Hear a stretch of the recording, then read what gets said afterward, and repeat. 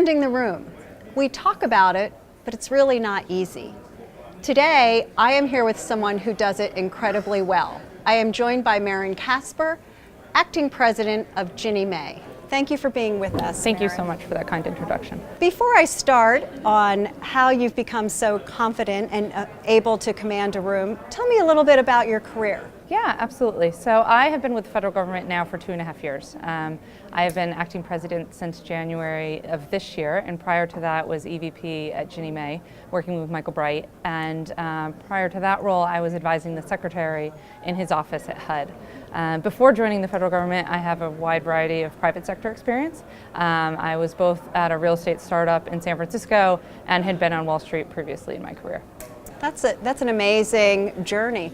I've seen you in many meetings, and I've also watched you on stage, and for better or for worse, a lot of times the issues you're dealing with are complex, sometimes controversial, and I've been so impressed with how calm and you seem to be able to answer even the most difficult questions, not only with confidence, but with a reassuring tone. So tell me how, when you have all of this coming at you, you remain so calm, cool, and collected. Well, I think it's really important to do so, and I thank you for the compliment. I think, you know, what I try to do in my role is to make sure that we at Ginnie, and in particular myself, I'm listening. First and foremost, you know, when people are presenting us with various situations, we're trying to take in as much information we can, trying to figure out what the different perspectives are.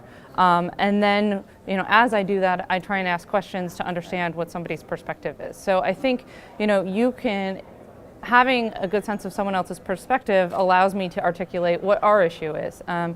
Beyond that, what I try and do is be as transparent as I can and relatable as I can. You know, I think often there's a perception that government is kind of behind a black box, or, you know, it's very difficult to read.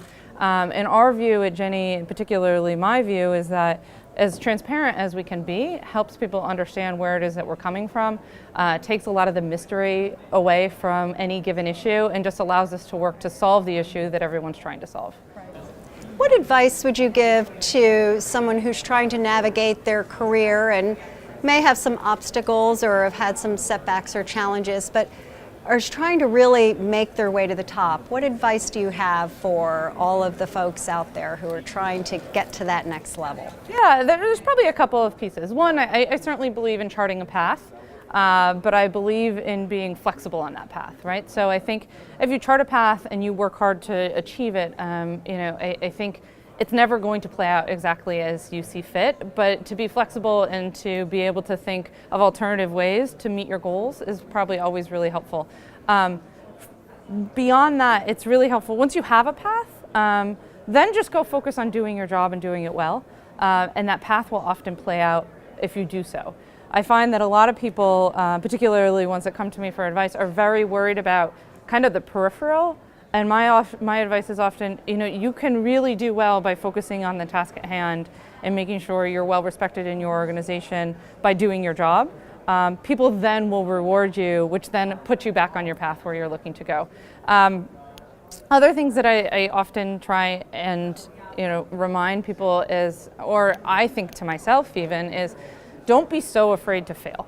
I think, you know, in time, the consequences of failure feel so daunting when you're going into something, and certainly do your research and certainly be well prepared. But if you stumble, there's always a plan B. And I think where I've been able to succeed is when you are on plan B, but you can execute plan B just as well as you could of executing plan A, even though the situation has changed. So I feel that having the courage to continue to move on and to adapt has been something that's been a real asset to me. You clearly demonstrate leadership and gravitas, confidence. What has influenced all of that along the way? Is there any secret you have that you can share with how you can show up so confidently in such a huge job? I don't have a secret for that. I do come from a line of very strong women and really phenomenal role models, even outside of my family. So I have certainly tried to look to others for advice on that. But I think, in combination with that of having great role models and people to follow in their footsteps, I also make sure I have a strong sense of self, and I keep that in my role, and I take that to my job. That makes me relatable. That makes me, again, goes back to being transparent and being able to communicate how I see things. I find that to be a real asset, and that people then can come to me and help me, they can help me solve problems. And I think as we then build a team, you have more cohesiveness among the team if you're relatable. But again, I really attribute a lot of my success to the women that have kind of come before me and taught me just to be myself.